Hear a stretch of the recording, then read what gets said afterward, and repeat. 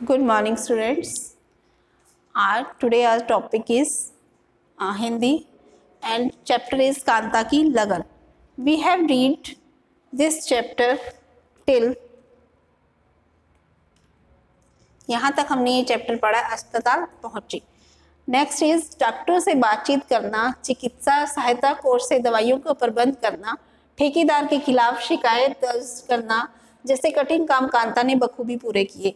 उसकी माँ, पिता और भाई तो आश्चर्य से उसे ऐसा करते हुए देखे जा रहे थे. कांता के प्रयास और डॉक्टरों की तत्परता से उसके पिताजी के स्वास्थ्य में तेजी से सुधार होने लगा. अस्पताल से छुट्टी का वक्त आ गया. चलते वक्त कांता के पिताजी से रहा ना गया. वे भाव विह्वल होकर बोले, बेटी तुम तो घरेलू कामकाज की नौकरी करती हो, फिर ये पढ़ाई लिखाई और इतनी जानकारियां तुमने कहाँ से सीखी?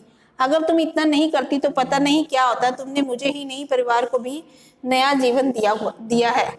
तो इसमें क्या है, उसके पिता और भाई और उसकी माँ उसको देखकर इतना हैरान होते हैं कि वो सब काम उसने किया था हॉस्पिटल में, जो था डॉक्टरों से बातचीत कैसे करनी है, चिकित्सा यानी जो दवाइयाँ हैं उसको कैसे प्रबंध करना है, ठेकेदार के खिलाफ कैसे शिकायत दर्ज करवानी, ये सभी काम जो हैं वो उसकी माँ और भाई और पिता बहुत हैरानी से देख रहे थे कि वो ये काम सब कैसे कर सकती है.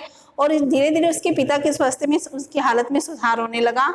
और उसके जब उनको अस्पताल से छुट्टी का टाइम, जब उनका टाइम आया तो उसके पिताजी ने उससे पूछा कि तुमने ये जानकारियां कहाँ से मिली हैं और तुमने इन जानकारियों की वजह से तुमने हमारे परिवार को एक नया जीवन दिया है.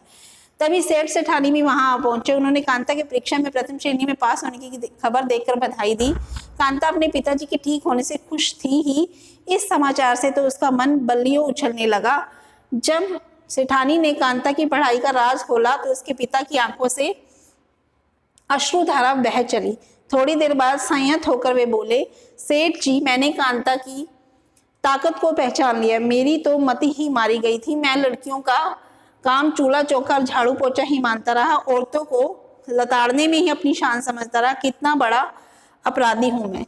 तो जब उसके पिता को अस्पताल से छुट्टी मिली तो सेठ सेठानी जो थे वो भी वहां आ गए और उन्होंने जो उसकी फर्स्ट पोजीशन आई थी एग्जाम्स में, पेपर में, तो उसकी प्रथम श्रेणी में पास होने की खबर देकर उसको बधाई दी. तब उसके पिता को पता चला कि ये इसकी पढ़ाई की वजह से जो उसके खिलाफ थे, क्यों उनके आंखों से अश्रुधारा बह चले. अश्रुधारा यानी आंसू, और उनकी आंखों से ये सुनकर आंसू निकलने लगे. तो ये उसको अपनी बात पे पछतावा होता है कि मैं औरतों को सिर्फ झाड़ू पोछे के लिए ही मानता रहा, भी ये घर के काम करने के लिए होती हैं. इनकी पढ़ाई के मैं सख्त खिलाफ था. नेक्स्ट इज, सेठ जी उसे सांत्वना देने लगे. तभी ठेकेदार भी वहां आ गया. कांता द्वारा की गई शिकायत का ही असर था कि कार्रवाई के डर से समझौता करने आ पहुंचा. जब सेठ जी उसे हौसला देने लगे, सांत्वना होता है हौसला, तब ठेकेदार वहां आ गया और कांता द्वारा दी गई शिकायत, जब ठेकेदार के खिलाफ कांता ने जो शिकायत की थी उस डर से समझौता करने के लिए वहां पर आया. वह गिड़गिड़ाकर माफी मांगने लगा. जो ठेकेदार था वो उससे माफी मांगने लगा और मुआवजे की राशि प्रस्तुत की, और जो मुआवजा उनको देना था उस राशि के बारे में उसको कहा, उस अमाउंट के बारे में उसको कहा. कांता के पिताजी अपनी बेटी का कमाल देखकर गर्व से भर उठे. कांता के सिर पर स्नेह से हाथ फेरते हुए कहने लगे, बेटी सच कहता हूँ, तूने आज मेरी आंखें खोल दी.